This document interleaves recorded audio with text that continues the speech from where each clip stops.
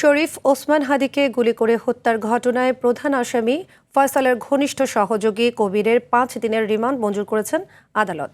মঙ্গলবার ৭ দিনের রিমান্ড শেষে ঢাকার চিফ মেট্রোপলিটন ম্যাজিস্ট্রেট আদালতে হাজির করে পুলিশ।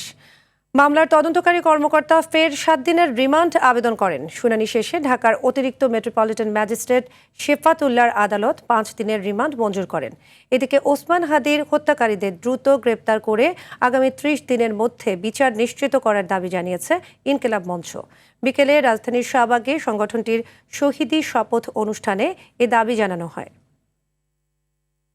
তদন্তকারী কর্মকর্তার বক্তব্য শুনে এবং তার দরখাস্তের গুণাগুণ ভিত্তিতে তার বিরুদ্ধে ৫ দিনের রিমান্ড মঞ্জুর করে তাকে তদন্তকারী কর্মকর্তার হেফাজতে প্রদান করে।